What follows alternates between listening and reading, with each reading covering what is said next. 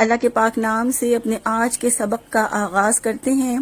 پارہ نمبر 2 ہے سورہ البقرہ اور آیت نمبر 176۔ ارشاد باری تعالیٰ ہے ذالک بأن اللہ نزل الکتاب بالحق وإن الذین اختلفوا فی الکتاب لفی شقاق بعید۔ لفظی ترجمہ ہے ذالک یہ، بأن اللہ اس وجہ سے کہ بے شک اللہ تعالیٰ نے نازل کی الکتاب کتاب بالحق کی حق کے ساتھ، وإن اور بے شک الذین وہ لوگ اختلافو جن سے ہم نے اختلاف کیا فی الکتاب کتاب میں لفی شقاق یقیناً مخالفت میں ہیں، بعید بہت دور کی۔ با محاورہ ترجمہ ہے اس کی وجہ یہ ہے کہ اللہ تعالیٰ نے اس کتاب کو یقیناً حق کے ساتھ نازل فرمایا ہے، اور وہ لوگ جنہوں نے اس کتاب میں اختلاف کیا بلا شبہ وہ بہت دور کی مخالفت میں ہیں۔ پچھلی آیات میں اللہ تعالیٰ نے یہودیوں کا اپنی کتاب یعنی تورات کے ساتھ تعلق واضح فرمایا تھا کہ وہ اپنی کتاب کے بہت سے احکامات کو چھپاتے تھے اور اس سے دنیا کے فائدے حاصل کرتے تھے، اس طرح وہ ہدایت سے دور ہو گئے اور گمراہی کے قریب ہو گئے۔ یہاں اس آیت میں اللہ تعالیٰ نے قرآن مجید کی فضیلت بیان کرتے ہوئے فرمایا ہے کہ اللہ تعالیٰ نے اس کتاب کو حق کے ساتھ نازل فرمایا ہے، یعنی اللہ تعالیٰ نے قرآن کو انسانوں کی ہدایت کے لیے، حق کو باطل سے الگ کرنے کے لیے اور گمراہی سے ہدایت کو واضح کرنے کے لیے نازل فرمایا ہے۔ قرآن مجید اللہ کی آخری کتاب ہے اور انسانیت کے نام اللہ کا آخری پیغام ہے۔ یہ تمام دنیا کے انسانوں کے لیے ہدایت اور رہنمائی ہے۔ اللہ تعالیٰ نے کتاب نازل کرنے کے بعد یہ مطالبہ کیا کہ اس کتاب کو مان لیا جائے، اس کتاب کو لوگوں تک پہنچایا جائے اور کتاب میں بیان کیے گئے حق کا ساتھ دیا جائے، اور ایسے لوگوں کا ساتھ دیا جائے جو خود بھی حق کے راستے پر ہیں اور لوگوں کو بھی حق کے راستے کی دعوت دیتے ہیں۔ اسی طرح اللہ تعالیٰ نے مطالبہ کیا کہ اس کتاب کو زمین پر نافذ کیا جائے، یعنی قرآن مجید کو ہی قانون اور زندگی کا نظام بنایا جائے۔ اللہ رب العزت نے انسانوں کی اور قوموں کی بلندی اور پستی کو اس کتاب سے وابستہ کر دیا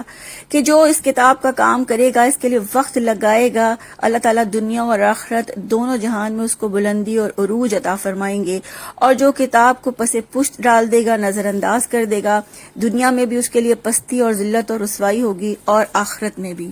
پھر فرمایا وَإِنَّ الَّذِينَ اخْتَلَفُوا فِي الْكِتَابِ لَفِي شِقَاقٍ بَعِيدٍ، اور وہ لوگ جنہوں نے اس کتاب میں اختلاف کیا بلا شبہ وہ بہت دور کی مخالفت میں ہیں۔ تو جو لوگ اللہ تعالیٰ کی کتاب میں اختلاف کرتے ہیں، دراصل وہ کیا کام کرتے ہیں کہ اللہ تعالیٰ کی کتاب کو پورے طور پر قبول نہیں کرتے، کسی حصے پر ایمان لاتے ہیں اور قرآن کے کسی حصے کا انکار کر دیتے ہیں، بالکل یہودیوں کی طرح،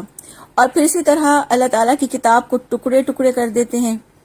تو کتاب میں اختلاف کرنا انسان کو اللہ تعالیٰ کی نافرمانی اور اس کے غضب تک لے جاتا ہے۔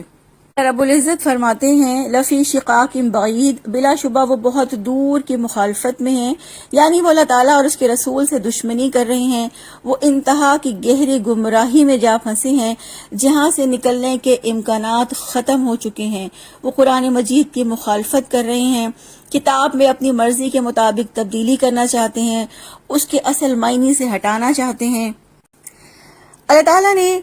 اس آیت میں ایک اور بہت بڑی حقیقت سے مطلع فرمایا ہے کہ جو لوگ قرآن میں اختلاف کرتے ہیں اور مختلف فرقوں میں بڑھ جاتے ہیں تو اس کی وجہ یہ نہیں ہوتی کہ حق ان پر مشتبہ ہو جاتا ہے، یعنی حق کے بارے میں وہ کوئی مشکوک ہوتے ہیں، بلکہ اس کی اصل وجہ ان کی ضد ہوتی ہے جس کی وجہ سے وہ دور کی گمراہی میں چلے جاتے ہیں۔ تو قومیں جب تک اللہ کی کتاب کے ساتھ اپنا تعلق مضبوط رکھتی ہیں، زندگی کے سارے فیصلے کتاب سے لیتی ہیں، اس وقت تک ان میں فرقے اور جماعتیں الگ الگ نہیں بنتی، لیکن جب اللہ کی کتاب میں تحریف کر دی جائے، تبدیلی کی جائے اور اپنی من پسند معنی لیے جائیں تو پھر فرقے بن جاتے ہیں۔ بالکل ایسے ہی جیسے یہودیوں نے جب تک تورات کو اللہ تعالیٰ کی کتاب سمجھا وہ غالب رہے، لیکن جب تعصب نے انہیں مختلف قوموں میں بانٹ دیا، قومی حیثیت سے ہٹ گئے، تو ان میں بھی بہت سے فرقے وجود میں آ گئے۔ اس آیت میں بھی اللہ تعالیٰ نے یہی بتایا ہے کہ ان لوگوں نے کتاب کی یعنی تورات کی جو کتاب حق ہے اس کی مخالفت کی، اس لیے اب ان میں اختلافات اس قدر بڑھ گئے ہیں کہ وہ مٹائے نہیں جا سکتے۔ اور اس کے برعکس جنہوں نے کتاب اللہ یعنی قرآن مجید کو قبول کر لیا، اسے اپنے معاملات میں فیصلہ کن تسلیم کر لیا، وہ بلندیوں پر پہنچ گئے۔ اگر ہم اپنے ارد گرد فرقوں پر غور کریں تو اسلام میں جتنے بھی فرقے پیدا ہوئے ہیں وہ سب اپنے حق میں کتاب اور سنت سے ہی دلیل دیتے ہیں، اور یہ دلیل عموماً غلط بھی ہوتی ہے اور کبھی صحیح بھی ہوتی ہے، مگر جب اس استدلال کے اختلاف میں رواداری کے بجائے ضد پیدا ہو جائے تو دلیل دینے والا اپنی بات پر اڑ جاتا ہے، اور پھر یہیں سے فرقے کی ابتدا ہوتی ہے۔ یعنی ضد اور کبر اور تعصب کی وجہ سے انسان حق سے نظر چراتا ہے اور اپنی باطل یا اپنی گمراہی پر ہی اڑا رہتا ہے۔ اس کے ساتھ ساتھ یہ بھی واضح رہے کہ ہر گمراہ فرقے کی بنیاد یا تو کسی شرکیہ عقیدے پر ہوتی ہے یا کسی بدعتی عمل پر، اور پھر ایسا انسان اگر اپنے شرکیہ عقیدے کو یا بدعت کو کھینچ تان کر کتاب و سنت سے درست یا جائز ثابت کرنے کی کوشش کرتا ہے تو پھر جو اسے روکنے اور ٹوکنے والا ہوتا ہے، یعنی جو صحیح قرآن و حدیث کا عالم ہوتا ہے، قرآن و حدیث پر عمل کرنے والا ہوتا ہے، جب وہ روکنے کی کوشش کرتا ہے تو حق کو ماننے کے بجائے ایسا شخص انا اور ضد کا مسئلہ بنا لیتا ہے، اور پھر اس طرح ایک نیا فرقہ وجود میں آتا ہے۔ اس حقیقت کو اللہ تعالیٰ نے قرآن مجید میں 4 مختلف مقامات پر بیان کیا ہے بغین بینہم سے، کہ اس کی وجہ ضد ہے۔ تو اس ضد اور سرکشی کی وجہ سے بعض لوگ اپنے آباء کے دین کو اصل دین قرار دیتے ہیں، کچھ لوگ کسی امام کے قول کو حکم الہی پر ترجیح دیتے ہیں، اسی طرح نئے نئے فرقے وجود میں بنتے ہیں اور وحدت ملت پارا پارا ہو جاتی ہے، اور یہی فرقے اصل میں زوال کا سبب بن جاتے ہیں، کیونکہ قوموں کا عروج اس وقت تک ہوتا ہے جب تک یہ ایک امت مجموعی طور پر متحد اور متفق رہتی ہے۔ تو قوموں کا عروج اس وقت تک ہوتا ہے جب تک وہ اپنی کتاب کو مضبوطی سے تھامتی ہیں اور کتاب سے ہی سارے فیصلے لیتی ہیں، مگر جب وہ کتاب کو چھوڑ دیتی ہیں تو اختلافات پیدا ہو جاتے ہیں، فرقے بندی ہو جاتی ہے، اور اس طرح قوموں کا زوال شروع ہو جاتا ہے۔ اللہ کے رسول صلی اللہ علیہ وآلہ وسلم نے فرمایا، میں تمہیں 2 چیزیں چھوڑے جا رہا ہوں، جو انہیں تھامے رہے گا وہ کبھی گمراہ نہیں ہوگا، اللہ کی کتاب اور میری سنت۔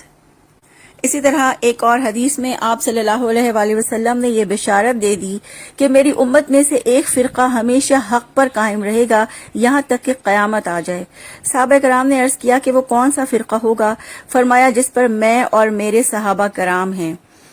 لہٰذا آج بھی فرقہ پرستی کا صرف یہی علاج ہے کہ ہر قسم کے تعصبات کو چھوڑ کر کتاب و سنت کی طرف رجوع کیا جائے۔ اللہ تعالیٰ سے دعا ہے اللہ تعالیٰ ہم سب کو ہر طرح کے تعصب، ضد اور فرقہ پرستی سے بچا کے صرف قرآن و سنت سے رجوع کرنے اور قرآن و سنت سے زندگی کے تمام فیصلے لینے کی توفیق عطا فرما دیں، آمین۔ سبحانک اللہم و بحمدک، نشہد ان لا الہ الا انت، نستغفرک و نتوب الیک۔ السلام علیکم ورحمۃ اللہ وبرکاتہ۔